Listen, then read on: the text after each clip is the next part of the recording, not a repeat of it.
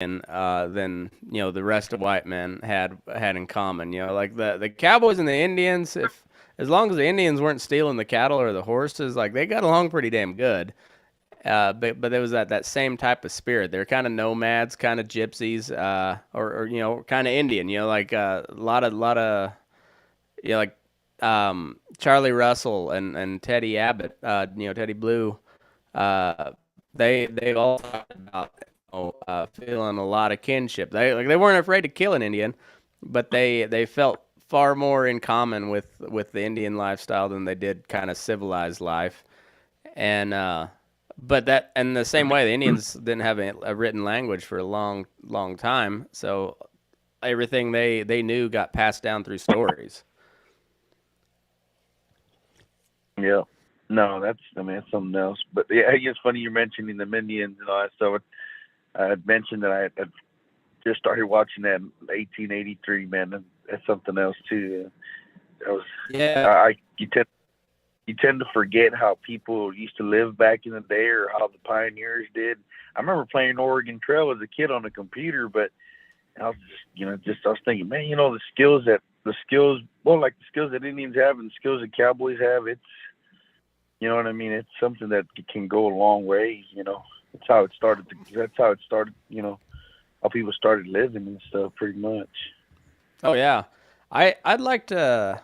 Well, and that's kind of what, like, I really like talking to Boots because he's seen kind of the old way of, like, he was on the tail end of the really old way of doing stuff when he started cowboying. So he's kind of seen just about everything. But even then, he still didn't get to see the spots where you're just out there like, hey, this is my land now. And but also that meant you had to defend it too. So like you could run cows out there as long as you could keep them, and but I wonder, like, you take some of those, say, somebody like Charlie Goodnight or Richard King or the guys that worked for him, and sit them down with the cowpunchers and buckaroos of today, and hear some of those stories. I mean, because like there's I don't know who would get a word in edgewise, just because they would be so amazed with the shit that we could do with our technology. Like, I mean, just a pickup and trailer. Like the fact that we have a pickup and trailer and we can go haul 100 miles if we have to. Uh, and then also us just like, holy shit, how did you guys even live? Like, how did you survive? And it's funny you mentioned that because uh, I know some hands down there in Pearsall, Texas, and pretty damn good hands. I mean, they've been cowboying for probably 3, 4 generations, and they've been hands for most of their lives. That's what they didn't own the cattle, and top hands. But I would probably consider, at least in my part of the country, they're known. Thing about it is the guy's getting older now. He's talking about dart guns. And, it's just the way things are way easier nowadays. And Mm-hmm. I get a dart gun, dart one down, pull up to it my trailer, tie it down, pull up to my trailer, get my horse loaded up, and that's a cat's job. You know what I mean? Yeah.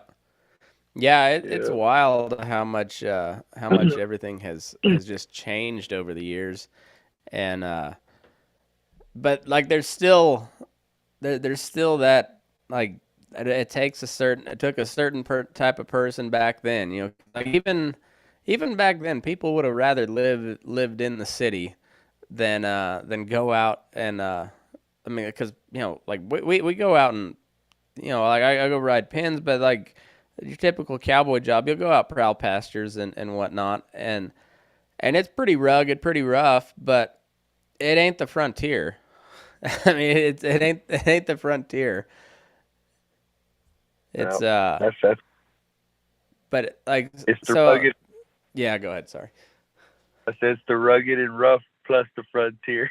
Yeah, yeah, exactly, and yeah, so it's kind of crazy. I mean, we do have obviously we got a way better, and there's a lot of times you think it'd be way cool to go back and do something like that, but then also you read some of these books or you watch a show like 1883. A lot of people didn't like it because of language or what the fuck ever, because we're cattle people and we'll bitch about anything anywhere at any time just to be contrary. And also, like, we don't, I don't know, what for whatever reasons, a lot of people don't like that 1883. I liked the shit out of it. I really enjoyed watching. I thought they did a good job with the storytelling.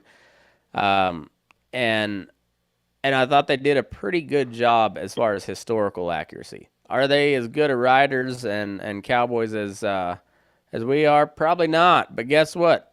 Those old folks back then weren't either. That Tim McGraw's character was a fucking farmer.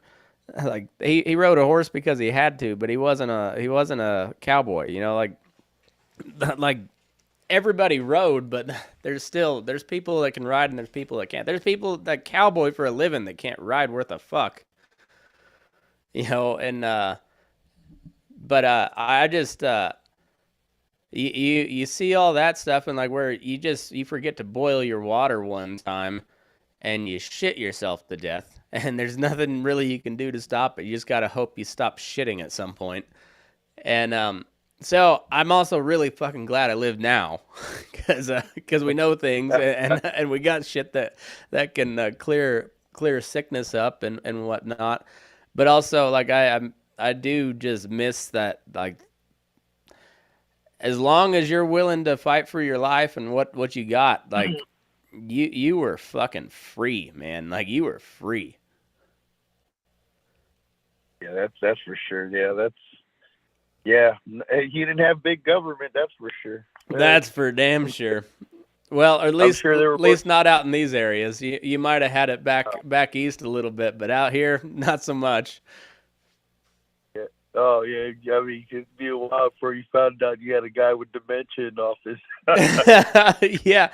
Yeah, it's funny as I need to ask Boots about this, but he was saying, you know, he was out on the wagon one time in the 50s, and like something passed through Congress, and he didn't find out for about it till like a month later when he when he went back to headquarters. You know.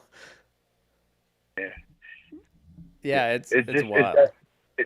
Is that something you heard or something like that you read? I heard of something like that a while. I can't remember. I don't know if I saw it in the movie, but something similar to that. They didn't know because it, of course, news didn't travel as fast. That's pretty wild. Yeah, it's really wild. Well, he told me when I didn't hear that particular story, but he told me on another one, like he when he was a kid. I mean, he was a kid when Pearl Harbor got bombed, and he said he remembers it very clearly because his parents were all sorts of upset that Pearl Harbor had just been attacked, but as far as he knew, that was just another part of the ranch, because they were living on Wagner's or the JA or something, one of those big ranches in the Panhandle. And as far as he knew, that Pearl Harbor was just another part of the ranch, and so he had no idea where it was, and it's just it's kind of crazy, but I'd read that somewhere. Or maybe somebody told me. I can't remember, but I heard that story about Boots, like not knowing something that had passed through Congress for like a month, just because there was no radio out there. There was no cell phones, so. But I'll ask him. I'll call him on Sunday. I'll ask him about that. Yeah, well, I had heard. Well, I mean, I'm sure it happened plenty of times, especially way before. Especially way back before Pearl Harbor and stuff. I think the one that I heard, like back in the old days, and somebody they forgot. I forgot what it was. I know I just recently, but this is a little bit long further than that. Yes, sir. Yeah. Well, there was. I mean, even after they signed the ceasefire, or when Lee surrendered at Appomattox. There was still fighting out on the western edges for months afterwards, because it just took that long to get a message out there, and that was kind of they were on the cutting edge of technology back then. They had telegraph lines, I seen the. Not to mention that guy Boots. I mean, I kind of saw him. I got to know of him all through, so like in the internet and whatnot. Mm. And um, so hold on, let me get this.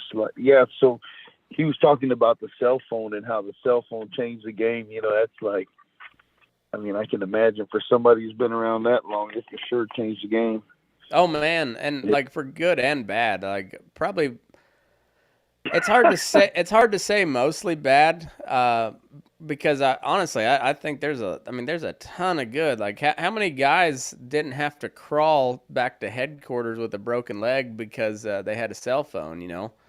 And there's a lot of good that come out of it. There's a lot of bad too. It's more irritating than bad. You know, I mean, it's maybe sets a bad precedent, but overall, I don't think it's not the biggest evil that has ever come across the cowboy world. It's and also some of those cool stories that always get told, you know, around you know, when you're at the bar, around the campfire, at the Brandon or whatever. Used to, those are just stories, and sometimes you'd have a witness to back you up. But now you can capture that shit on your phone, and the regular people that don't do what we do get to see that shit too, and then it kind of puts everything into perspective. Not only why we like doing this shit, but also like why we don't consider what we do animal abuse. When you see just how big these creatures are, and when you watch a guy get kicked across the face, and he's out cold, you're like, man, it puts everything into perspective, because like we don't rope and choke cattle because we don't like them. You know, it's like that's how you have to handle them. They're almost domesticated, but they're still you even you know your basic kind of basic bitch old Hereford. You get her pissed off enough, she's gonna kick. She's gonna run your ass over. Whatever, you know. They're still a wild animal at heart, and that's just how you have to control them when you're outside, or just unless you got to shoot in front of you. Like there's you still have to get them to the shoot too. I mean, it's and you're Yeah, dealing with a wild animal. And I had a rope and steer go at my son yesterday, and he was the weakest one out of the herd. I said, God, I mean, just I thought he was on his deathbed, and anyway, I mean, like you said, it's just you just never know. But going back to recording too, me and my buddy were talking about that. I forgot what it was, but he ended up talking about is, man, you know, back in the day we didn't have cell phones. I mean, he's like, well, you know, what kind of phones did we have? I think we had like Nokias and stuff. We thought we were cool when we had a Motorola Razor. They didn't have yeah, cameras on. Yeah, they yeah, didn't have and cameras. you couldn't even tell what was going on in the picture in the taken from that razor. Like you had the picture, but like still people wouldn't believe you, because you're like, oh, what am I looking at? It just Oh, the struggle of yeah, these young kids. I'm telling you, I know it. God, It's I've seen it with GoPros. oh man, the GoPro is so cool. Like I need to start carrying it more often. It's I kind of got away from it because it takes well, 4K quality video. So like that takes up a lot of space on a computer when you or your phone when you start transferring videos over and shit. But it's really cool, is because I can just like I always when I was carrying it all the time, I wore like a chest harness. It was weird Yeah. and shit. It looked like I'd take my shirt off when I got home in the summer. It looked like I was wearing a sports bra because the straps. uh, but I could wear that on like a little chest harness, and if I thought something cool might happen, I just reach up and tap record, and and it was off, but it'll turn on, or I could it's voice activated too, and then you just have that, and more often than not, there wasn't anything cool, but still, if something cool did happen, I could catch it right there, and I've got I don't know how many videos of me just like throwing a loop, and like, God damn it, fuck, God damn it. Oh, But every now and then you catch something cool, yeah, and it's just as clear as day. It's just like you're right there watching it, and it's all from your point of view too. pretty cool. Yeah, Yeah. yeah, it's pretty wild. With the economy the way it is anymore, I quit saying that those things were pretty cheap because Hmm. everything's expensive. But like back in the good old Trump days when we had money Come on. to when we had money to burn and we didn't have to spend $150 Yeah. on a tank of Oh, gas. Uh, come on.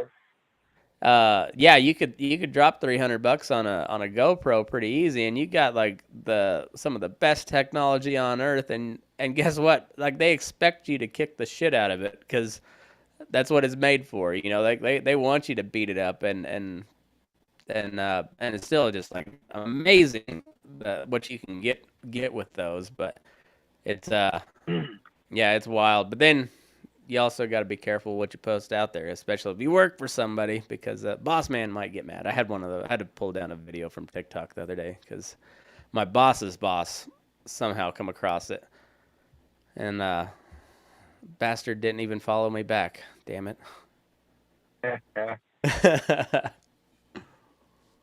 No, yeah, it's No, pretty it's crazy. Yeah, that's why sometimes you got to be careful. Like if you do work for outfits or whatever, you really can't put all the details of, because everybody knows people get by with doing certain things, and you know what I mean. yeah. So that's what the Patreon's for. It's not only can I hopefully someday make a little money out of this, but also like if somebody wants to hear this shit that bad, you can pay uh to listen to it, and then yeah, and then it's there. It's behind a paywall, and only the people that actually want to hear it can hear it. And if your boss really wants to hear it, well, guess what? He can pay $5. Pay At least $5. I'll be $5 richer when he fires my ass. So whatever. Yeah, I kind of, I used to, I used to, I used to full time be a day hand, but I just kind of, like I said, I'm a little bit different. I'm not gonna sit here. I'm a good hand. I know there's plenty better, but the ones that get out there and grind every day, I used to do when I was younger. They're pretty. They're cut. They're cut of a different. What would be the right thing? Cut. Different cloth. Man, they're cut from a Yeah, different cloth. They're yeah. yeah, for sure. And yeah, it's a whole different deal when you're working for yourself too. Like when you're just you're full time day hand. That's a different because you got to run that shit like a business. I mean, that's like you can't your buddy can't be a buddy and only pay you for half a day because it only took half a day. No, no, I planned my day ahead of time. Like and when you're hiring me for the day, you're paying me for the day. And so it's a whole different deal. Whereas like if you work on a big outfit, yeah, you're gonna have to go ride out in the morning every morning, but also you got to cook, you got housing, and it's a different deal. You're just yeah, you don't have to worry about your pickup running. Like all you got to do is roll out of the bunkhouse or your teepee and go to Cowboy. And so there's a whole different. It's just amazing to me how different it is from hand to hand to hand. There's just some guys will braid rawhide or do leather work or braid horsehair on the side. Some guys will ride colts. Some guys will do both.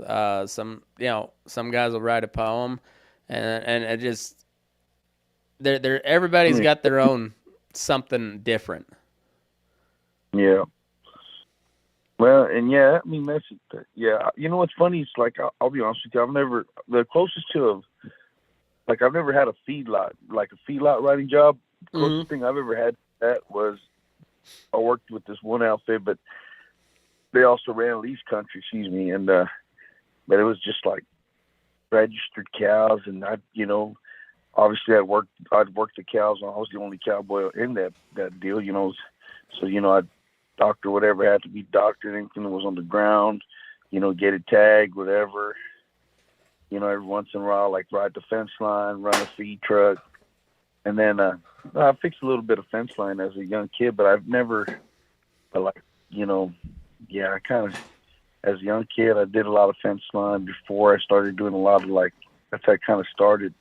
And then I guess if you want me to tell you how this happened, if you want to hear this horse story, I guess I can tell you how it happened. All right. But I call it a horror story because obviously there's a lot. Well, there was a lot of work involved, but I started really doing the cowboy thing when I was probably 17 years old. I'm 39 now. I just wanted to be a team roper, dude. You know what I mean? That's all I wanted to be. Yeah, and then I had kids and ended up, through this guy that had been, took me under his wing, just teaching me how to do a lot of things, and that's how I got. But having the kids put me into the working position, you know what I mean? Mm-hmm. So yeah, so we did a lot of small little catch jobs. Did a lot of we used to run a whole bunch of roping steers and ropings and haul cattle here and there. And then I ended up getting that job. Like I told you, the closest thing that I could say to like a feedlot, because I know every operation is different, Yeah. And so that was about the closest thing that I ever got to like being. I'd feed cattle, move hay, haul hay, and all that other stuff. Wasn't on horseback every day, but I was on horseback quite a bit. It was maybe like two out of the 6 days, I was on horseback. Mm. But then a buddy of mine picked up this one guy who got into the cattle business, kind of like you can hear me, right? Oh yeah. Yeah, you're good. Yeah. He gets he meets this one guy that gets into the cattle business, and shit, man, that's where it got wild, man, for a good. Yeah. Let me see, I'm 17, so it'd be like 22 years of cowboying. But maybe like the past 15 were past 12, because I've kind of been out of the game. I've been part-time in it for about 3 years, Yeah. But it got pretty rowdy, man. It was something different for sure. It definitely burned me out, that's for sure. Burned me out big time. Yeah, what's that? I would say it's wild. When you're doing stuff, well, and it's kind of comes with any part of the cowboy world. I spent most of my growing up, I from 10 till I graduated high school, all my cowboy work was done down in southeast Colorado, down in that canyon country, kind of from like Pritchett, Colorado, all the way down into Oklahoma and New Mexico, and just that like three corners area of the country, and some pretty big open country, pretty rugged country. And then I went up to college. I went up to Montana right out of college and worked on a big ranch out there. It was, as far as Nevada goes, it's not that big, but it's still pretty damn. It was over 100,000 acres and 3,500 head of mama cows, and it's a pretty big outfit. But it wasn't like a cowboy outfit. It was more of a ranch hand outfit. Like it was mostly cowboy work, but you did some fencing, you did some irrigating. It was ranch hand work. And then I went into the feedlot, and the first feedlot I went to, and I knew I'd been on, stepped foot in a feedlot a couple times, like through FFA and whatnot, but I never really worked at a feedlot. I'd worked at a sale barn a time or two, but most of my experience cowboying was out in pretty big country, and then I went to the biggest feedlot in Kansas, 120,000 head. straight up corporate outfit. And, I learned so much in that year and a half. I counted, because I'm a kind of a math, I wouldn't say like a math nerd, but like I'm a numbers kind of nerd sometimes. And, like I did I figured out what our average amount of cattle received every day was, and like I think I was 9 months in on this job, and I had counted over 1 million head of cattle. Not a million individuals, but like from receiving them and shipping them, taking them from processing, whatever. And I just did from receiving, shipping, and then like counting them out of the processing pins, because we sorted like 7 ways or something like that, and it was over 1 million head of cattle that I figured I'd counted in a 9 month period. I mean, it was insane, just the volume, and you see shit from all over. You see some of the nicest northern cattle, to some of the some rangy brush popper cattle, to the straight up Florida swamp rats. I mean, it's and then everything in between. Like the Ozark cattle are just like the Ozark people. They're inbred as shit, and they. But then I started from there. I've worked at, well, now this is my second other yard since there, and it's funny. Like, I went from corporate, which is I can I understand a lot, like what Boots has done his whole life, because he's always worked for big outfits. And on those big outfits, you got one job and one job only. Like, if you hire on a cowboy, you're a cowboy. Like, you're not hired on to be the feed guy. You're not hired on to be the fence guy. I mean, you're probably expected to fix a little fence if you come across it when you're riding, but you're not on the fencing crew. You're on the cowboy crew, and that's how it was at those big yards. Like, outside of like the manager trainees, nobody really crossed departments. Like, you had your shipping and receiving, you had your processing, you had your cowboy crew, you had your doctor crew, you had your feed crew, you had your tank washing crew. Just and that's what you did. Like, they always preach like you're expected to go above and beyond, but yeah, that very rarely happened. You did what you were paid to do, and that was it. And then as you move to the smaller type yards, it's kind of like moving in from a big outfit to more of a mom and pop type deal. You're expected to do more. Like, probably, and the bad thing is they're not as big of an outfit, so they probably don't even pay as well. But they give you a lot more freedom too, and like, you don't have as many rules. You don't, but you're expected to do more. And it's, I don't know. And the feedlot business is the same way. Like, the smaller you get, the more you're expected to do, but also probably they treat you a little bit better too. Like, they at least they appreciate you a little bit more. Well, you see, and that's the thing though. That's like, my family had like a little business, so I picked up the trade. So I mean, that was never really worth it for me. I mean, I'd rather, I could probably stay and do that and not fix fence, you know what I mean, or Yeah. some shit like that, or so. But now and then, that's when now I just pretty much stick to just catch jobs around here, stuff like that. But yeah, I mean, I'd love to hear the stories about that shit, because like I said, I've been to maybe a few feedlots that we've rented their pens from. They'll haul, so we can work cattle down there for a few days. But I've never been actually a part of a feedlot operation or what'd you say, like a corporate type deal? Yeah, we've pretty much gotten by with very little. I mean, some of them. I mean, and I know I'm sure you've gone to go pen some cows and done a few catch jobs, and what kind of pens you're looking forward to with the mom and pop operation. Oh yeah, yeah. They don't have the money to put in steel fence a lot of times, and and the gates never swing right. And if they swing at all, like if you can open them a horseback, that's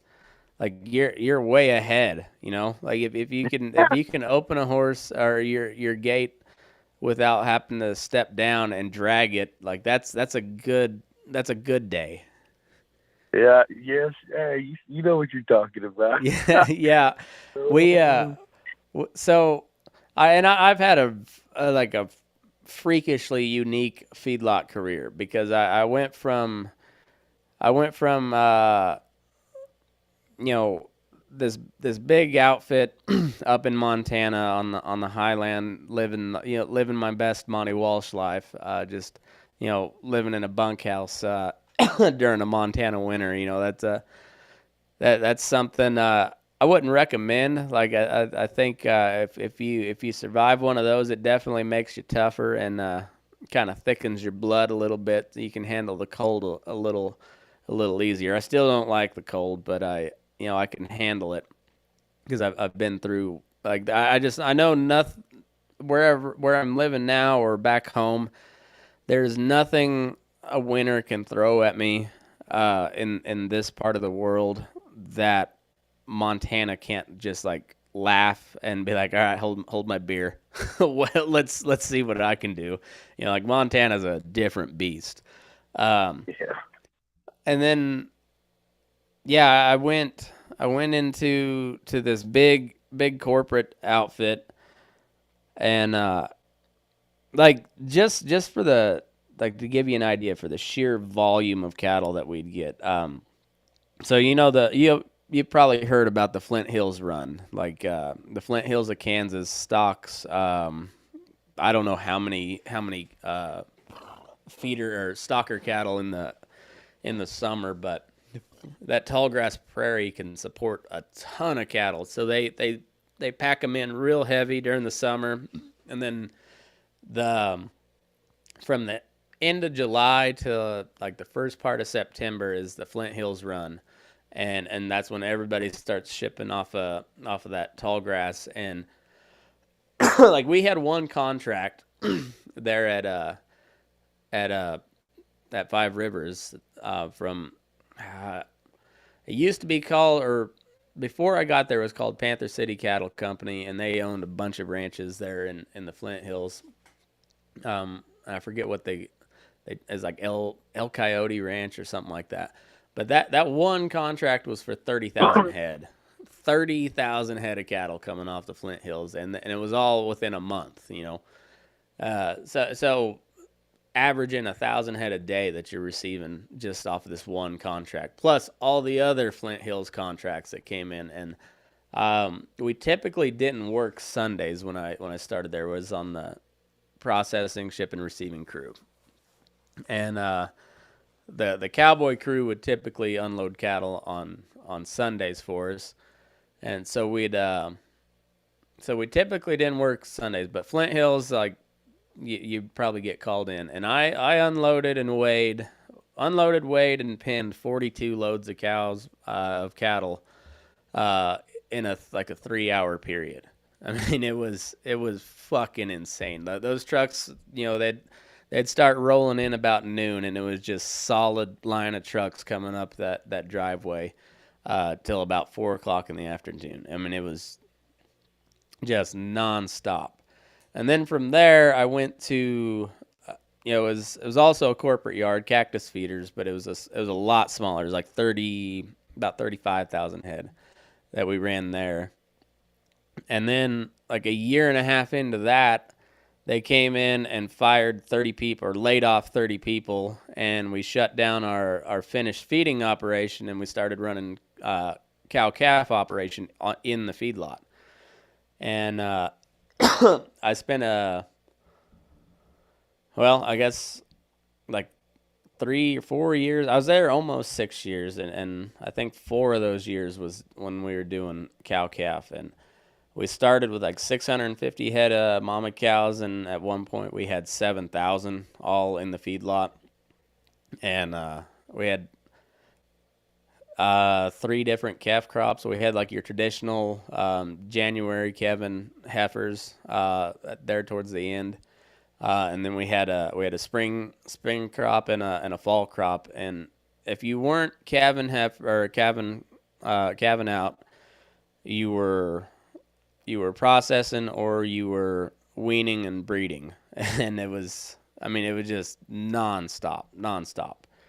And then from there went to for where I'm at now, and it's a background yard. We have some really busy times of the year, but we have some really really slow times of the year, and it's more of a ranch type atmosphere than your traditional feedlot type. So I've been fortunate enough to see quite a little bit, and I don't know. There's a lot of times where I'd rather be out prowling big country, but also that prowling big country doesn't pay as well as a feedlot. So yeah, what are you gonna do? I got wife and kids now, so the big outfit cowboying's probably over for me.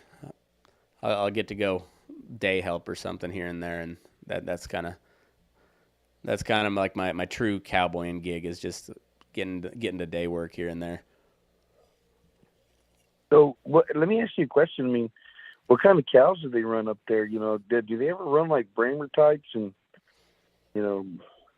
Yeah, when you get into eastern and southern Nevada, when it's more of your sure enough desert type, because we're most of Nevada is a desert. I mean but it also has more mountain ranges than any other state in the country, and but like you get into eastern Nevada and southern Nevada, especially southern Nevada when it gets real hot.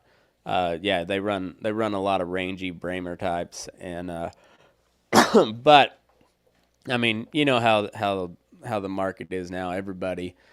Everybody's got black cattle. I mean, even your Bramer types, they still want them black because they're gonna sell better. That's just how the market is,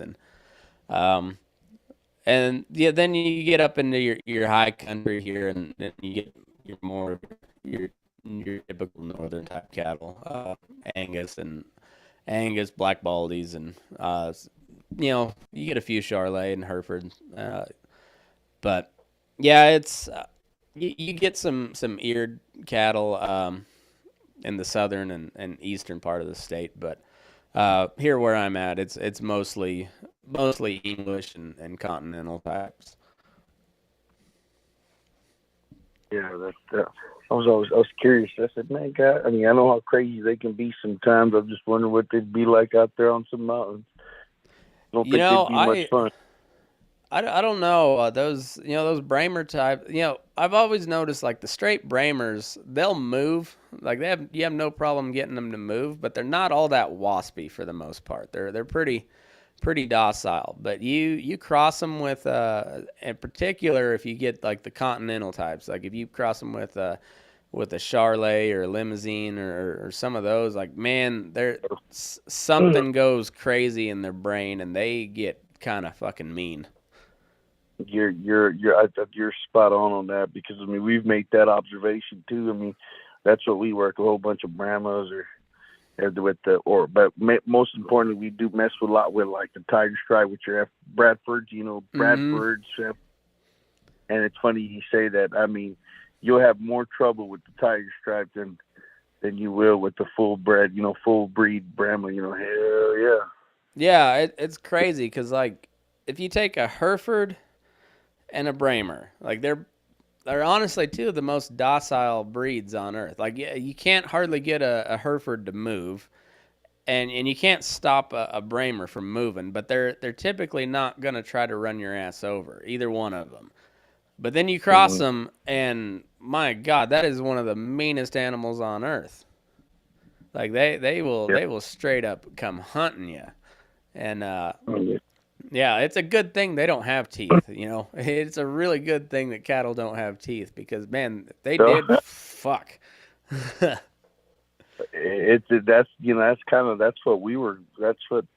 what's been moving hot by where we're at. I mean, F1 Tiger Stripe has been selling hot. That's the business that this one particular outfit I've been working with for Wow, they're into the replacement heifer, the tiger stripe replacement heifer. So I mean, they're young, they're ornery, they're after it, man. And athletic as shit. I Oh, mean, how many Brayfords do you see in at the PBR finals? Man, like that. Those suckers can get it. The Hereford's always been known as being just a tough, just a dirty tough mama, like not particularly aggressive, but tougher than hell. And then the Brahma's just been known to just be like just long and lean and fast and jumps high. I mean, yeah. And then you cross those two together and you get dirty tough and can jump high, and then also meaner than hell. Like just it's wild how you can take those two and have a pretty gentle set of cattle, and you cross them and oh man, hold on. I'm pretty sure there's probably who's ever gonna watch this part and hurt this part is probably agreeing. They're probably, yep, it's true, man. Yeah. I've been around long enough to know that. Yeah. I was gonna, it blows my mind, like, because like I said, all I've ever worked is down here in South Texas, but I've seen, like different countries, different cattle, different breeds, everything's a little bit different. You know what I mean? Mm-hmm. Yeah, I mean, y'all obviously run a lot more country than we do. You know what I mean? But it's just something else, Yeah, it's wild. I just kind of, I always try to think back to like those like the cowboys that came over with the conquistadors. Like they they bring the cows over, and I can't imagine what those cattle had to look like coming off a ship back in the 1400s. Holy shit, man, 1500s. Like how they kept those things alive, because that was like a 2-month process getting across there. And like, you mad? I mean, it's hard enough trying, like say even on grass, you get a set of high risk calves out of the southeast, and you're running them on wheat pasture or just or grass down there. Like, it's hard enough keeping them alive for 30 days when they have everything they need. But can you imagine keeping them alive for 60 days on a fucking wooden boat?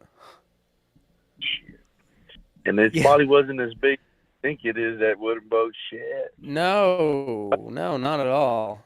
And then starting these ranches out here. Yeah. Yeah, it's wild. They'd have to haul the big calves or something like that. As calves. Yeah.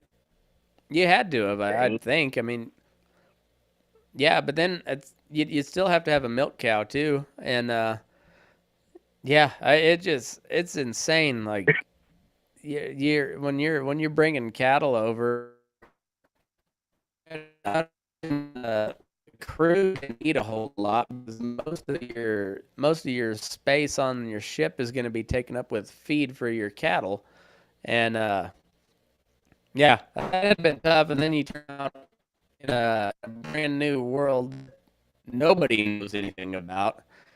And oh, by the way, there's people here that already live here, and yeah, they're gonna try to kill you as well. And so yeah, good luck. Good luck. Hey Matt, let me ask you something. Like, I mean, what I'm like, I guess you can say I'm about as green as they come. Like I said, my world is pretty small. Now I like, and I've been seeing it. People have been talking about it on TikTok, like the buckaroo stuff and this and that. Do you use like the spade type bits? I've rode one, just like not very much. Like I tried one out for a couple days on a mare that I have, but I know a lot of guys that use them now. Like I used to. And it's still like when you hold a sure enough bridle bit in your hand. I mean, that's a pretty serious piece of metal. I mean, it's pretty heavy. Going nowhere. Yeah. And so it can be real severe, but you also like if you watch these like sure enough spade bit guys, how they operate, it takes a long time to get a horse in the bridle, and you watch them when like sure enough like accomplished good horsemen that rides a spade bit, and you watch their hands, and it is, I mean, they don't pull. I mean, it's just you lift, and that's it. I mean, because that bit is engineered to where it's all signal. Like there's a lot of leverage to the bit, but you're not using the leverage. If you're using it correctly, you're just using the signal. So like, and that's why they use the Rommel reins, and they like the natural fibers, whether it be rawhide or horsehair or whatever. Just and they're it's that's a real thing. Like I'm still I want to get a set of 8 foot split reins made out of mane hair, mane horse hair, just because there's a different type of life into with horsehair. Like leather feels good. Especially if like you got like like braided rope rein. Like you use an old lariat to braid a set of reins. Like it doesn't feel as good as leather, and leather doesn't feel as good as horsehair. And I've never rode those Romels so much, but like that I guess it's the same way. Just like when you get a really good set of braided Romels, it's it just kind of like there's just more life to the reins. So like they feel better, they react better, and so like that's one thing the Buckaroos are really big on is like that natural fiber type stuff, and they're like more traditional. Uh, and so they're even though they're packing this huge piece of metal around on their horse's mouth, they're very light. But they're also very well. They're very in tune with their horse too. Yeah, yeah. You know, I mean, it's funny. I mean, I'm Mexican, but I understand that like that supposedly it's supposed to be kind of based off the vaquero type deal, Mm-hmm. Yeah, very much and I mean, so. they use all those reins, and it's funny. Like I'm surrounded by, they call them charros around here, where I'm Mm-hmm. around, or vaqueros, and they do that. They have those kind of big bits, and they have the reins, like the Romao reins, and they do ride a little bit different. Now that you mention it, you know what I mean. They do ride a little bit different. Yeah. Oh, Yeah, Buckaroo is just the white version of Vaquero. So, I mean, yeah, yeah. I they seen that. yeah. So it's very much it's a bunch of white boys playing Spaniard basically. Uh, it's a bunch of white boys trying to be Mexican.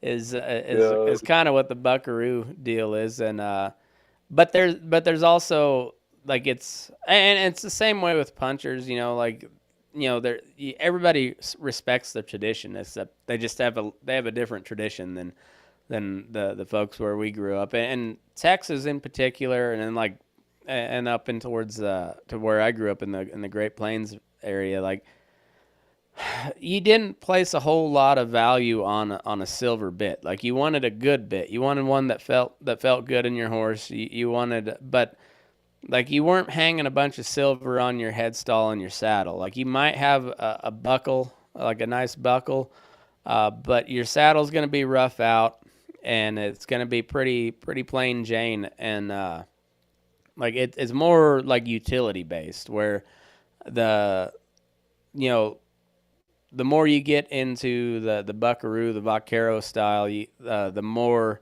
they're not even shy about it. It's like there's no purpose to it except that it looks cool. Like there, all that silver and whatnot. That like, and they'll tell you it's just because it looks cool, and I just like the hands that I grew up around. They didn't value that part. I mean, like they maybe had one good set of spurs.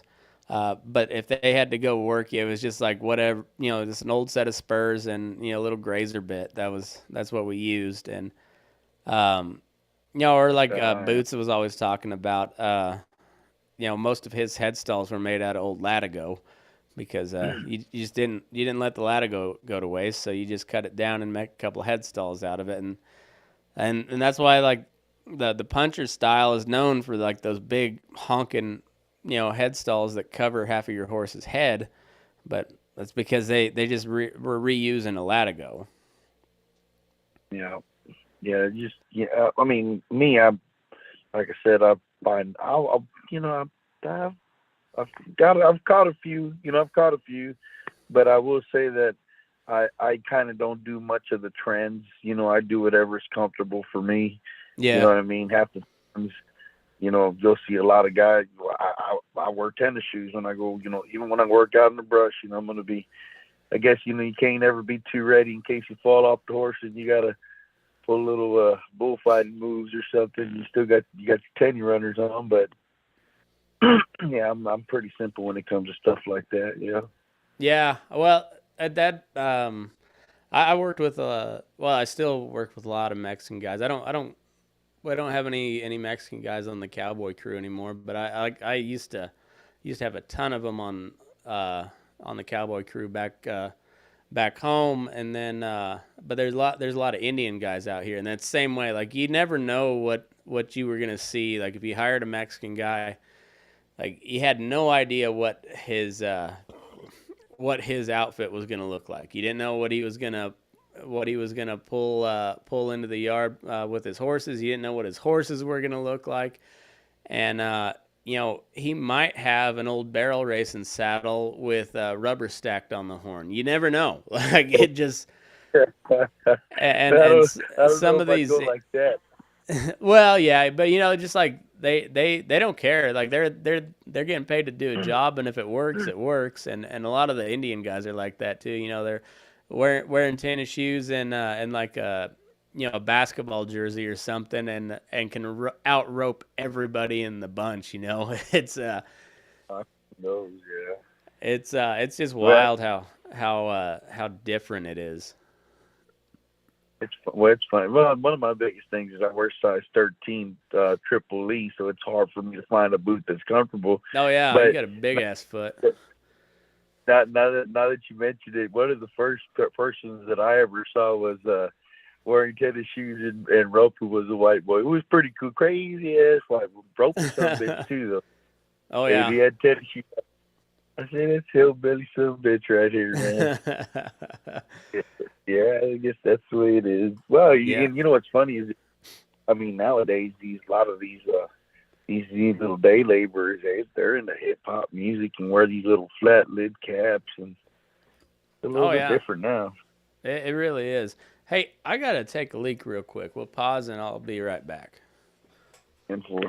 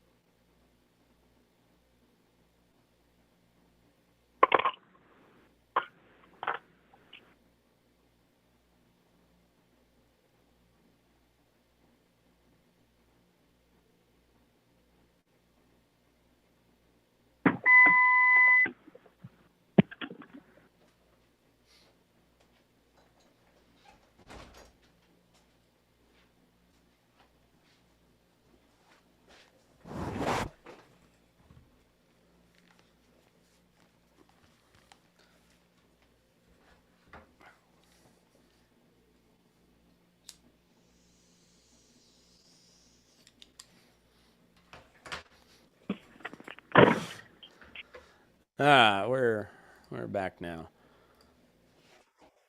Um, but so you said you're 39, so you're just couple years older than me.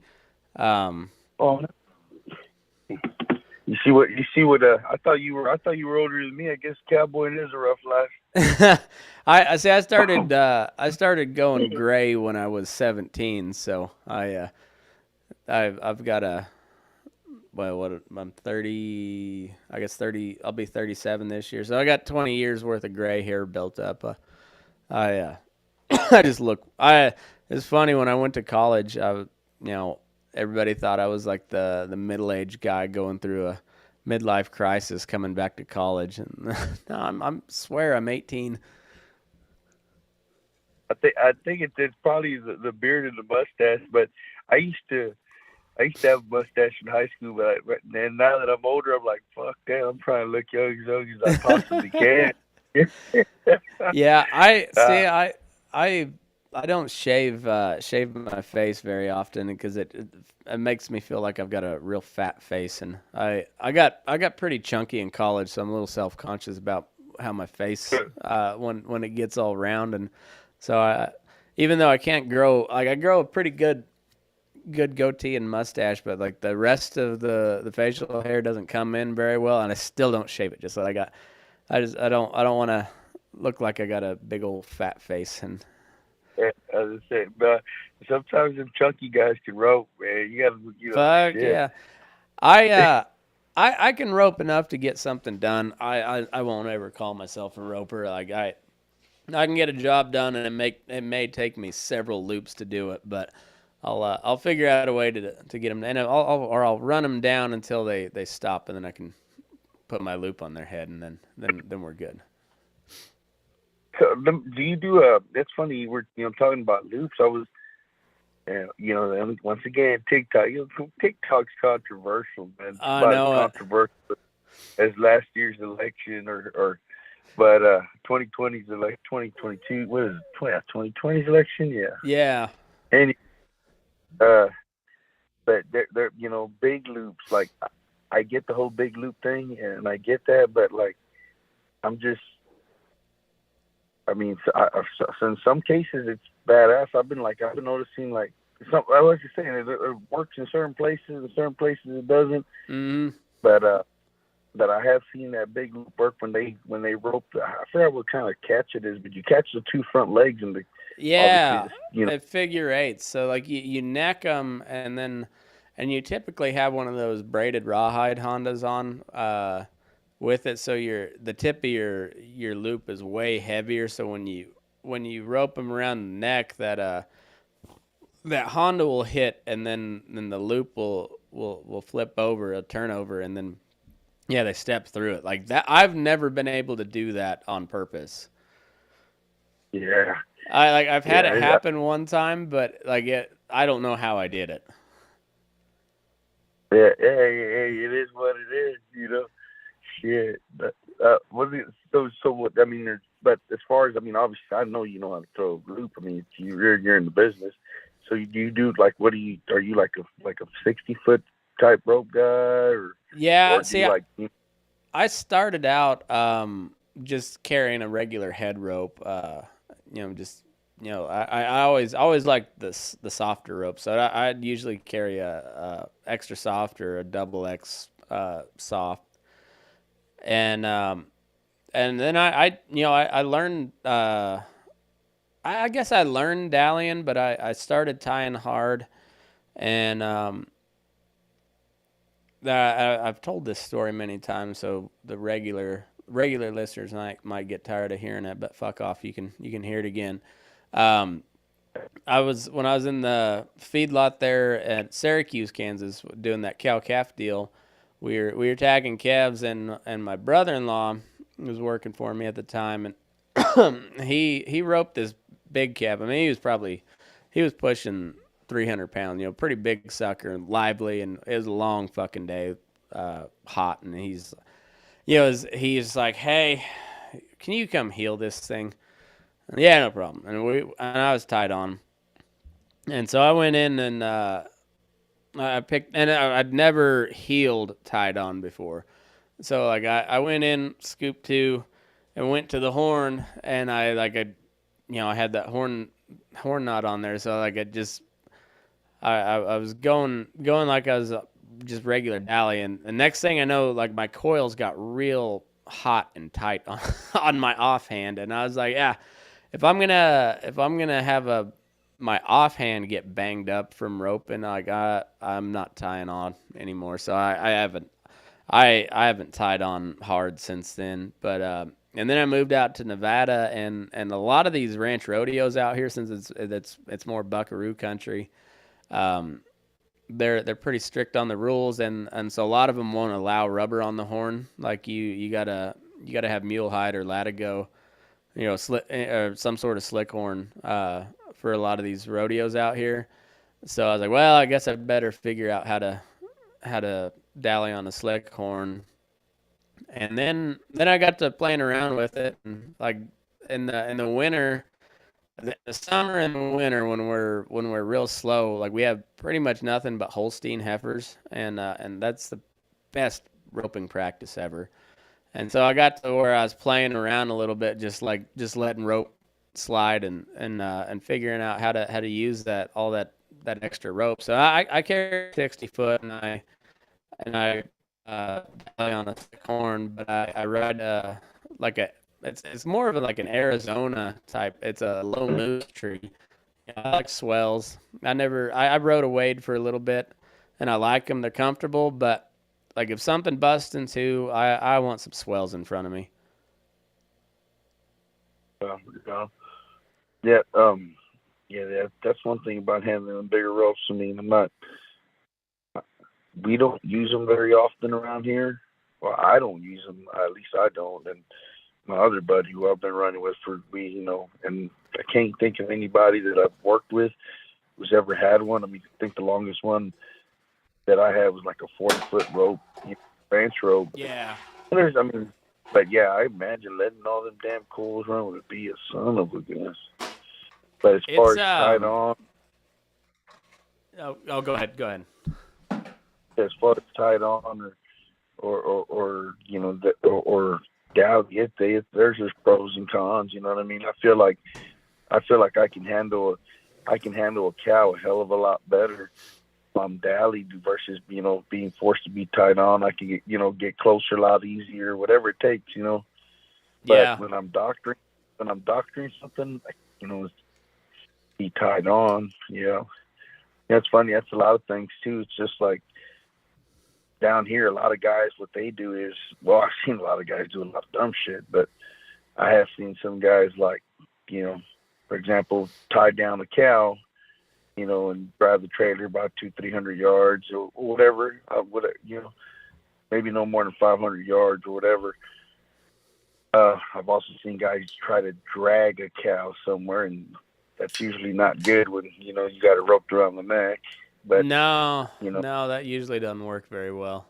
You can drag them a little ways, but yeah, so that's what, like me, when I'm like, if I'm dallied, if I roll something, most times I can kind of maneuver that cow damn near all the way up to the trailer without having to tie her down. You know what I mean? Yeah. I mean, you seen them cowboys down there kind of towards your way. They pony cattle off the mountain. So like I said, it has its pros and cons. Dally or tied on.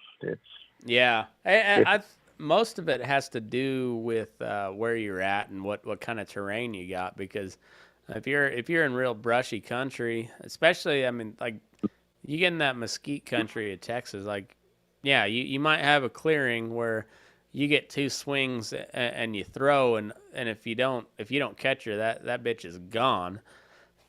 And also, once you catch her, like you're in the brush, so if you're trying to dally and hold your rope and your reins and everything while you're crashing through that brush, I mean, it probably ain't gonna work very well. So you catch her around the neck, you pitch her slack, and then you just bail in the mesquite after her, but you don't have to worry about your rope anymore because it's connected. Yeah, I tell you about that. I tell you the last time we had that bullshitty session about my buddy. She tied on with a big old bull. Caught his mare off guard and pulled him to the side into the brush. He was tied on hard, man. Thank God one of the other The other cow hands jumped off and cut it. I mean, cut the rope, barely even touched it. So much tension on that thing, just popped. Yeah, yeah. No, Yeah. there's pros and cons. Yeah, when you talk to some of these guys out here in Nevada, California, and Idaho, and like when you get in some real rough country, like when you're pushing cows off the mountain, and like there's a lot of times it's just a single cow trail on the side of that mountain. So yeah, you don't want to be tied hard on that shit. Like you let your rope run, and if she stops, she stops. If not, well, you just kind of say goodbye to your rope, and but you don't let them pull them down with you. And it's just like I said, it's more about terrain and whatnot. But um, I will say that the big thing about those long ropes is like if you can get away with it and you don't have to go crashing through the brush or whatever, and you don't absolutely need to be tied hard. Man, it's so much easier on your horse and the cattle both, because when you can just slide some rope and let them choke out there at about 40, 50 feet, and then you can ride up, pitch your slack, and trip them down. It just so much takes so much stress off so much work off your horse, and Yeah, hell yeah. but it takes like you gotta practice with that shit, and you gotta burn your hands a whole bunch to be where you can handle. And I don't have real big hands anyways. I got the Donald Trump syndrome. I got the small Come on. hands, and No, so I gotta use big coils on those long ropes. Like I can't do small coils. I don't have big enough hands for that shit. yeah, that's. I mean, I think you're spot on. I mean, that's totally accurate right there. Yeah, and then you're right, man. I mean, you're out there roping with 30 foot ropes. When that thing stops, you're only about 30 feet away from Yeah, that one. Yeah, yeah. yeah. Good luck. Yeah, I It's agree. I agree.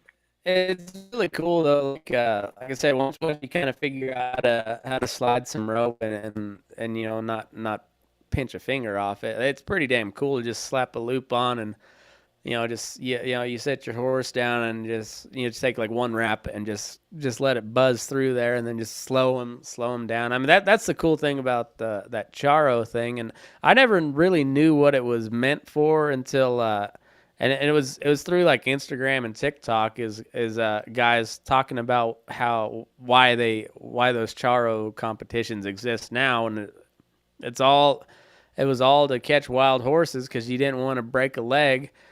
So you'd have your best roper out there. You'd run him into a box canyon and get him kind of running across you, going to your left, and your best roper would pitch out, his loop in about 4 coils, catch that thing, and then just let it slide and slow that sucker down, so you could get you a new mount, and yeah, and now, of course, Mexicans being Mexicans, they're gonna make a competition out of it. I mean, it's still that cowboy shit, and but the Mexicans being Mexicans, they're also gonna make a hell of a party out of it. So it's and and so like it's cool hearing like the traditions behind those things, because um I don't know, you've been around as much as I have, and like a hand is a hand is a hand. It doesn't matter where they come from. Like like when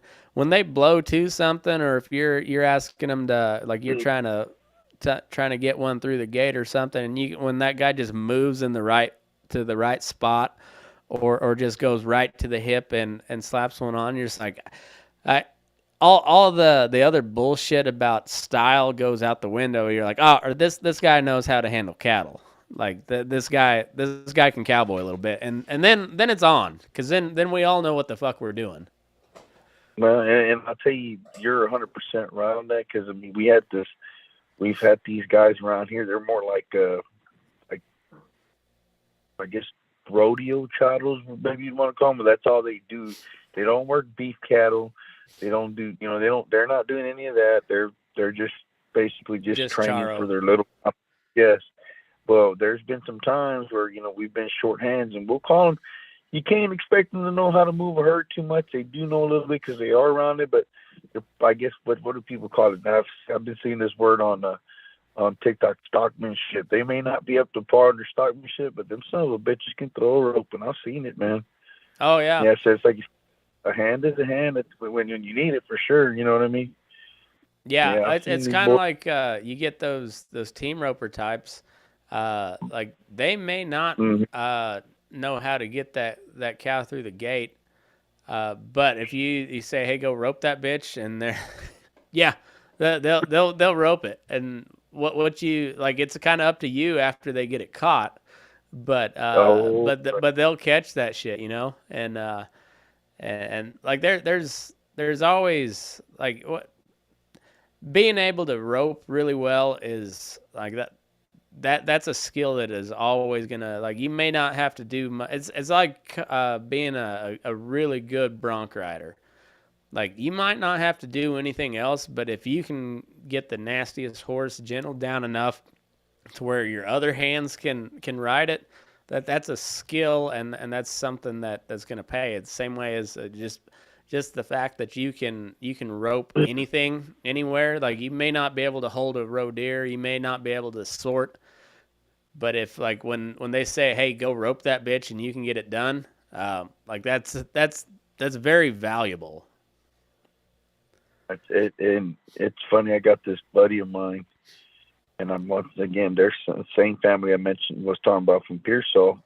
He's got his daddy was a fucking hand too, and his son was a damn good team roper.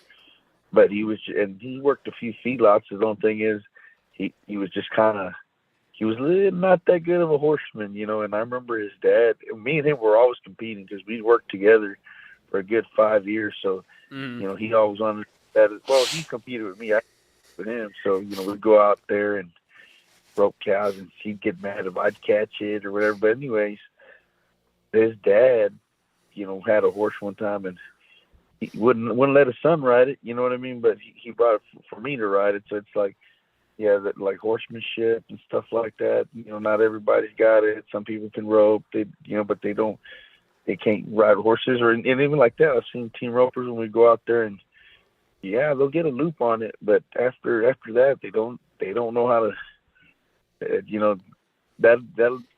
that cow's not running the strip and shoot. You know what I mean? Right. Yeah. Yeah. Like you don't just turn left and then trot behind them going to the strip and shoot. You know, like no, you gotta go get your rope back. Like that ain't your rope until you take it back. It's it's like I'll see pictures of people with their horses. You know, they got their arm around their horse and no halter on it. And it's like, can you catch your horse like this? And well, that horse ain't caught. Like you might think he's caught, but if he decides, hey, I'm out of here, there ain't a goddamn thing you're gonna do with your arm around his neck to stop him. If they really don't want you on their neck, like you ain't gonna be. Like you're not caught. They are not caught until you got a rope or until you got a halter or a rope on them. And same way, like that once you rope a cow, that rope is no longer yours until you go get it back. Like that's it. Well, it's funny that you mentioned that story because it's like, I mean, never mind the rope. That cow ain't off the property till it's loaded. And Mm-hmm. that one particular day was we were short some hands. Well, you know, that's the way all the stories start. We were short some hands, but Oh yeah. the, my buddy calls a few team ropers. He owns an arena around here, and then I'm like, golly, do we really got to bring these team ropers? He's like, Bernie, it's 6 Santa Gertrudis cows or heifers that were out there that we needed to get off the property. And sure enough, I mean, them boys chased after them, and they'd get them headed down, and then next thing you know, fish was on, and it's put it on a fight. And here I come, and that's what my buddy told me. He goes, don't let them all go chase them cows, let them rope. You just make sure they don't jump off the property, and just stick behind, and just so they'd be struggling. And here I'd come, heel them down, and whatever, and then tie them down for them or whatever I do. We ended up catching all of them. one of them guys wanted to tie one down. By that time, one of the team ropers roped one, tried to load it by himself on a little 3-year-old filly. Damn near pulled him and his filly into the trailer from the side. I mean, it's a good thing that I still had it. I still had a heel loop that was loose just in case she got away, and I stopped her from going any further. But then I go get the catch. We'll get the truck so we can pick up all them heifers. The next thing you know, I'm watching one, and we're already drinking beer. I see her slowly getting up. I'm like, oh shit, man! I probably should put a rope on that one. It looks like she ain't gonna. She's getting up, and by that time, when I had gotten the truck stuck right while I was trying to load her. Next thing you know, here's that little heifer, but coming up, runs every single cowboy up on the trailer. That's just the way it is. Like it ain't yours, so she's in the trailer, man. Yep. That's for sure. Yeah, that's the big thing from the big difference from the arena to the outside, and that includes the feedlot too. It's just like that horse, like if your horse blows in the morning, you're either gonna hit the ground or you're not. But 8 seconds makes no difference. That whistle, somebody can whistle at 8 seconds, but that don't make a goddamn bit of difference, because that horse is either gonna throw you or you're gonna ride it out. And the 8 seconds thing just came, that came into play because cowboys being cowboys, like the rodeo would never end if we were able to set all of our own rules and it was just like be the best cowboy. Like that's a never ending competition. And but the same way in the when you're on the roping side, like yeah, if you rope something in the arena, well, you just you get your job done, and then you chase her back to the strip and shoot, and somebody on the ground is going to get your rope back for you. But if you rope something outside, well, how and especially if you're tied on, well, if you're tied on and that rope doesn't break, well, that is no longer your rope. Like, you got to go get that back. You got to go reclaim your rope, and you got to know what to do with your slack and everything. Once you get it caught, anybody can catch a cow at some point with a loop. Like even the worst roper that has ever lived can still get a loop on something. Is what you do afterwards is what makes you a cowboy. Oh yeah, hell yeah. That's funny you said, because I've caught some things that I wish that I wouldn't have. You know what I mean? Yeah, yes, sir. Been lucky enough that I didn't get jacked up, but I mean, my friends will tell you, they've seen me shake a time or two, and I'm a big guy, but you get some animals out there, that are rank, man. Mm-hmm. You get some that are, I mean, it's just like, and now you're at the mercy of the horse, and hoping that horse, keeps it together. You know what I mean? Till somebody puts a heel loop on it or something, or another head loop. And like I tell you, then you're running a 30-foot rope. You know what I mean? Fuck. Yeah, Hey, it's hard to tie one down.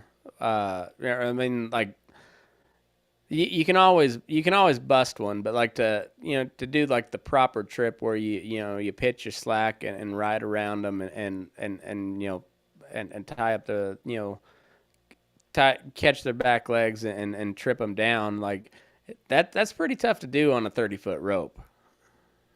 Oh yeah, and yeah, I mean there was. Yeah. I mean, I think I would tell you the two probably scariest times that I've ever had, the most intense ones were Brahmas. They were Brahmas. One was a bull, one was a cow. They were both big, both had horns. Horned cattle, not my favorite. You know what I mean? Oh yeah. Yeah, I mean, if they ain't got horns, I ain't afraid of them. You know what I mean? Yeah. Yeah. They can stomp you, but those horns will fuck you up. Yeah, they will. And that's where you got to be a cowboy. Yeah, Oh shit. yeah. Yeah, It's hell yeah. but that's also where I like that 60-foot rope because, like I said, I can take one wrap and let it slide, and pinch it off about 40 foot, and just let them choke out there, and then I can make the big circle around them and lay them down, and and it don't always work great. Like there's sometimes where it should work just like that, and it just don't. For whatever reason, like you go to ride around them, and they'll like step over the rope or something, and you don't get those back legs wrapped up or whatever. There's always it's was Mike Tyson's like everybody's got a plan until they get punched in the nose, and that's kind of how it is. Like when you got a plan until that rope comes tight, and then shit goes sideways.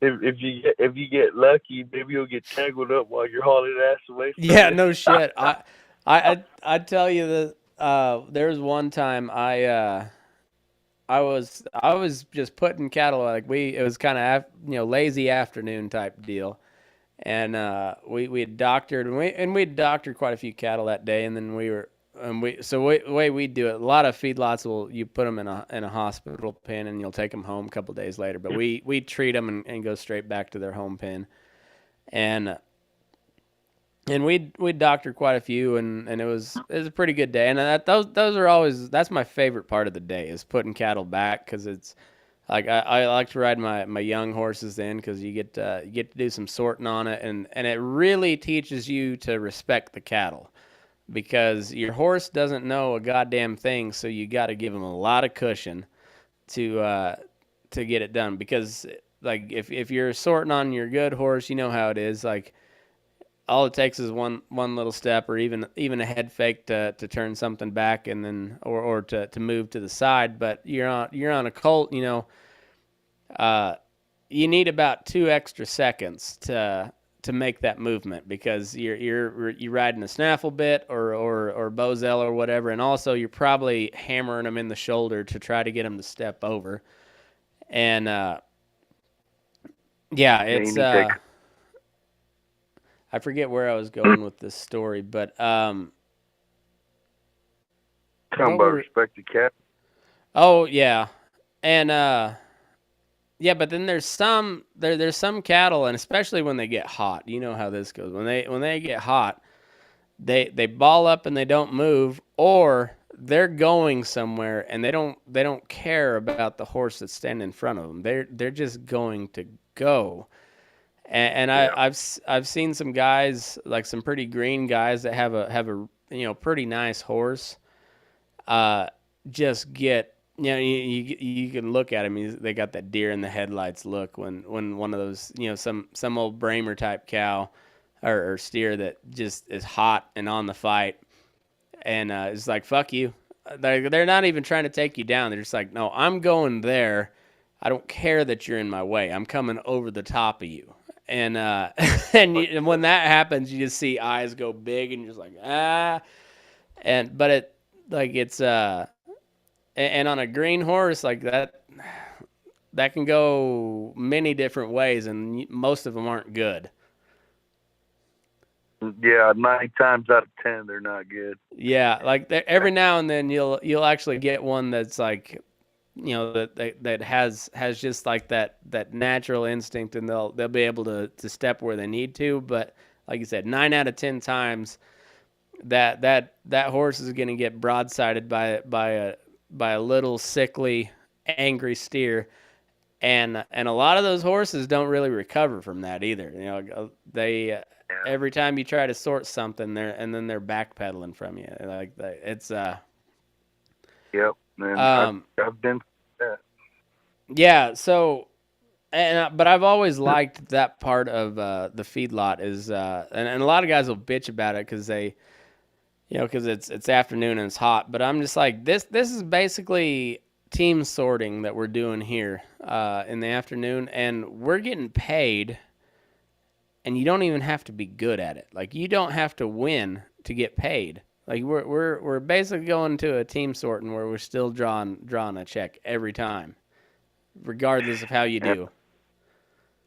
not only that, like for a working cowboy, I mean, I can tell you that a good sorting horse is all a good horse in the pen is good. You know, one that's good with gaits, one that can cut. You know what I mean? Yep. I mean, I'm sure you know that. I'm sure there's a lot of gaits for your ass. Oh yeah, that's 95% of what a feedlot cowboy does is just work a gait. That your horses get really good with lateral movement if they're in the feedlot for very long. They'll know how to move their feet because they don't got any other choice. Yeah, that's pretty awesome.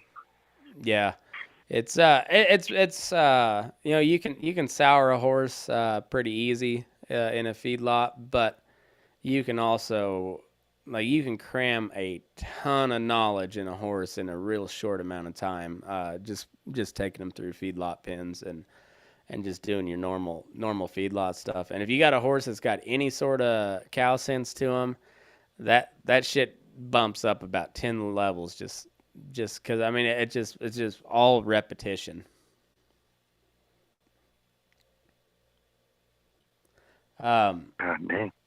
I had some point that I was going with that, but I can't remember it now. So it wasn't that important anyway. I'm sure, but nah, man, it's I like talking to different people to just to see how they do things, and yeah, it's pretty cool. Yeah, you can always learn something new. Like there's I don't know I've learned more from doing this podcast than just about anything. You know, outside of just like working with really good hands, like just talking to different guys. And the cool thing is it doesn't matter like what part of the country you're from, what kind of cattle you're used to running.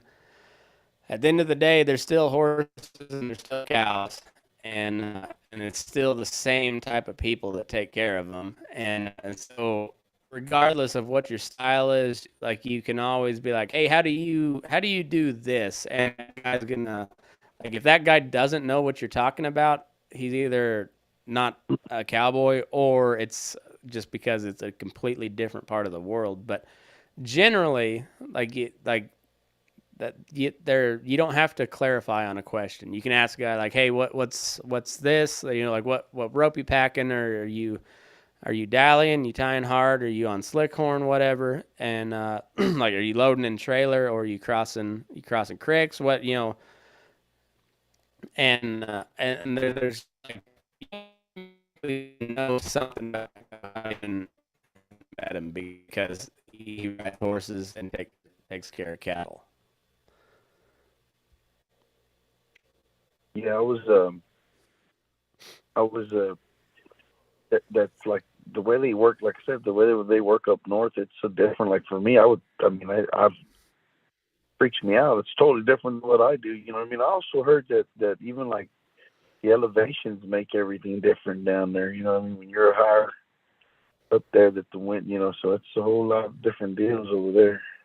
Oh yeah, like you'll you know, and they've done a lot of research on it, and they're kind of they've started breeding for cattle that do better at a higher elevation because before we knew anything about it, you'd take some cattle from wherever and you'd take them up to a mountain pasture for the summer, and all of a sudden you get it almost looks like a hardware type deal, but it's not hardware. It's just it's called ends up being congestive heart failure, and it's just from the altitude, and and there's not really like it's all genetic. So like if they've got the bad gene for altitude sickness, well, you're just never going to be able to run those cattle in high altitude. Like you're just they might still be really good cattle, but just not at that place. Like it doesn't work. And there's not like you can treat it a little bit, but you can't keep running them at high altitude, or their heart's gonna collapse on them. They're gonna die. And so like you can take them down to a lower elevation and probably sell them, and somebody would probably get along good with them, but That mountain pasture you got, it ain't gonna work. Not with those. And it's the same thing. Like you get a bunch of a real hairy, you know, like your traditional Angus type cattle, just like real hairy, short, squatty, and you put them in South Texas, and they're not gonna do worth a fuck. Oh yeah, we were a couple of Charlets, and we worked, and they take it pretty rough compared to all, compared to anything that's long eared for sure. Oh yeah, yeah. Oh, and long hair too. That stuff gets on. Or like you take out of like the Ozark area of Missouri, where they get a lot of that fescue grass, and cattle do really good on fescue grass until you take them off of fescue grass, and then it's something about the mineral content. They don't lose their hair. Like the hair will die. It doesn't continue to grow, but it doesn't slough off either. So like a black steer will turn like a real light colored brown if they got the coming off of fescue into the feedlot, and then they're just hot all the time. And then when they're hot, they get stressed, and when they're stressed, that's when your sickness happens. And though there's nothing wrong with those cattle. It just it all has to do with where the feed that they had. Oh shit. Yeah, it's crazy. It's crazy. That's a lot of shit, right there from working in them feedlots. Shit. Yeah, you learn it pretty quick. It's especially when you get in those real big yards where, like I said, you just get so many freaking cattle. We used to get we had an order buyer out of South Texas. He was more towards the coast though, I think, than you are. And we'd get just like straight up humpback Bramers, just silver humpback Bramers, and in the summer, you could ride in that pen, check the water tank, and ride out and be fine. Like you wouldn't have to, you didn't even hardly have to look at those cattle. But in the winter, son of a bitch, they would fall apart. But they don't like cold. They originated in India, and then their ancestors are from India, and their immediate families from South Texas. They're not used to that dry hot or dry cold shit. It's just that ain't their jam, and they don't do well in it. Yeah, that's crazy stuff. Yeah. So what's the deal, Mr. Matt? What's you horses? What do you, I mean? You're pretty good, well, I'm sure you're a pretty good horseman. You train your own horses and all that. Yeah, so my dad raised horses growing up. I'm adopted, and so like my dad is my adopted dad is who I call my dad. I started. They took me in when I was 10, and that was my first experience with my second time on horse. We did a 23-mile ride through the canyons. That was my second time on horse, and I also caught the flu at the same time. So the next day, not only was I sore as hell, but I was running like 104-degree fever. And boy, if you would have caught me on that day, I would have never. I never wanted to see a horse again. But also, I didn't have much of a choice after that. Just like. That's what we did. So I grew up riding colts and stuff, and like I said, I'm a bronc stayer oner. Like I can usually stay on them long enough to get their head pulled around and get them circling, and but I've probably never made a pretty bronc ride in my life. Like I've stayed on a bunch of them. I don't get bucked off a whole lot, but that's because I try to cheat them around so I get their head pulled around and then. But yeah. I'm more of a like out here. Everybody likes those big, tall, leggy horses because they gotta make the big circle and cover some ground. But I like the short, squatty, stocky cow horse types, and And me too. most of my cowboy career has been spent in a feedlot at this point, and those are the best types you want for the feedlot because that's what you're doing. You're working a cow all day. I don't have to cover a whole lot of country, but I want them to be quick side to side and have a good handle on them. So I like I use a little more aggressive, I like a twisted wire snaffle to get them started. But I like them soft in the face, but I use my feet a ton. I try not to be in their face a whole lot because that's one thing about a feedlot is you're gonna be in their face just because of the job. So I try to use my feet more than anything.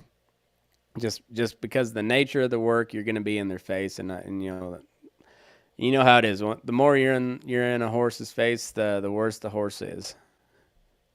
Yeah, yeah, they're just fighting and fight. But I mean, sometimes they get smart enough to not fight it anymore. But and they respond more than fight it. Once you get them there. But yeah, you're right. Using the feet is for sure. It's Yeah. funny you say shit like that, and people don't.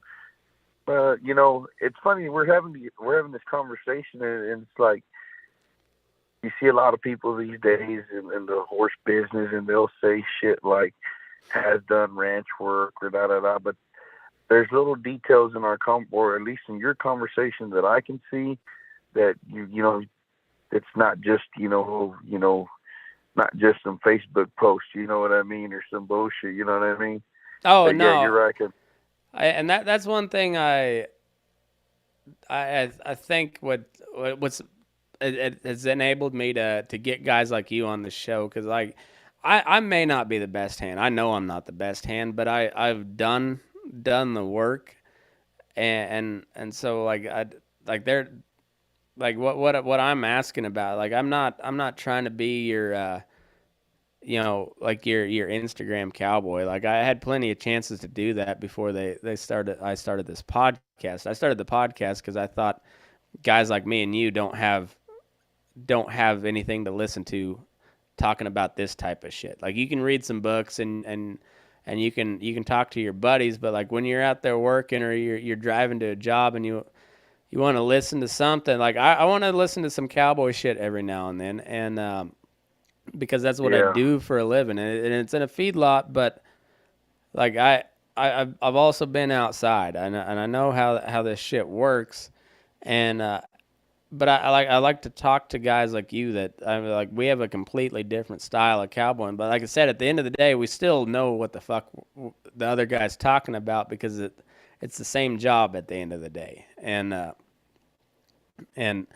it's no, I like hearing how different people from different parts of the country handle these things because like if you want to talk about like real diversity, look at the cowboy community. Like there's just like so many different flavors of cowboying, just depending on what part of the country you're from, uh, and there's always something you can learn from talking to people, even if it's the wrong thing. Like you can if you learn what not to do, you can still learn from talking to another hand. yeah, and it's funny you said because I'll tell you one thing. I mean, I didn't just start yesterday, but I can tell you that if I ever, whenever we're working them calm charlets, we work a set of charlets as well with this one other guy. It's usually twice a year, and I mean they're calm. You know what I mean? If I had to, you know, I guess instead of breaking one out of the herd, if I can throw a rope inside, that's something like we don't really do down here that much. How people can be standing right by the herd out in the pasture. You know what I mean? Oh yeah. You know, yeah. I mean, down here it's like, God damn, we get a fucking idiot. You know what I mean? That bitch gonna see you from a long ways. But I mean, if I ever had the opportunity to incorporate that, or what I've seen from other people, of course I'm gonna use that. You know what I mean? Yeah. Well, and it's funny is like I kind of learned these buckaroo loops just because it suits me a little bit better in the feedlot because I don't have enough room to line one out and run it down and rope it. Like there's by the time you're almost ready to throw, you got a fence coming up or you got the bunk coming up. And so it just before I started learning like the turnovers and the backhand loops, even before I'd tried any of the buckaroo shit, I'd do like a little underhand loop, running from left to right, or I'd throw a Johnny Blocker loop to catch heels, same way, running from left to right. But I'd just push my calves up into the corner of that pin, and then I'm not chasing them down. I'm not stressing them any more than I have to, and then I've got a better shot at them. And whereas your typical deal is just like, well, just go rope that thing, and if you got a half section or whatever that you're working with, that's perfect because you can get up there in plenty of time, line them out, rope them, and get it done. But it just you don't like you got to be pretty sneaky in the feedlot to be able to just jump up on one and just blow to them and rope them. Like you got to be pretty sneaky just to get to the point where you're gonna blow to them. So it just worked way better for me to push them into a corner, and that way I'm not chasing them down. And hey, if I miss, just if I can kind of hold roe deer by myself, I still got another shot, and I don't have to chase them down. So that's where I started learning the buckaroo type loops, and they're not real suited for like wheat pasture doctrine. Like, no, you gotta chase that sucker down and rope him, and he's not gonna give you 6 shots while you're standing there, like he would if he's got a steel pipe fence in a corner. Oh, go ahead. I'll tell you, but it's funny because, like I said, controversial TikTok, but you're hitting it like right on point, like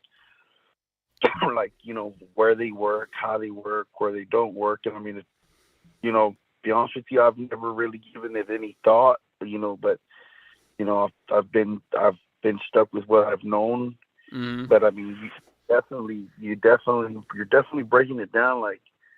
How, when, and where, and how it's effective. I mean, it's pretty damn badass. I think maybe you should go on TikTok and settle all this beef. Maybe. I need to.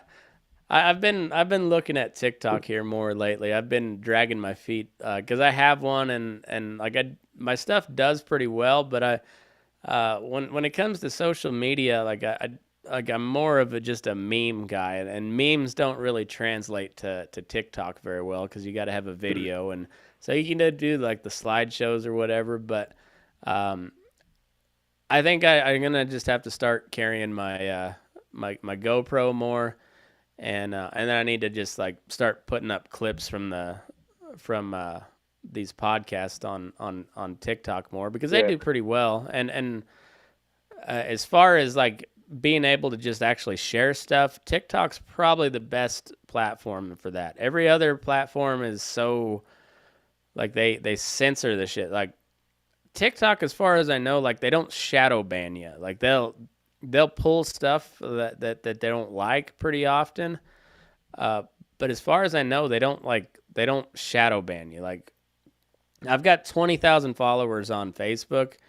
And I posted a video or a post earlier today, and I'd be surprised if 300 people saw it. They do shut down. 242 people, and I posted this 10 hours ago, and I got 21,000 people that follow me. Like it's fucking retarded. Like they don't share, they don't show any of my stuff on Facebook, and as far as from what I've seen, like TikTok's pretty bad about pulling stuff that they don't like. They just they'll pull it down, but I don't know about the shadow ban thing. I just haven't looked into it enough. But and it's funny because TikTok does pick up followers and likes a lot more than Facebook. So you're probably right about that one. Yeah, but I think it's. I mean, I think I was. I think you've had a damn good conversation, considering that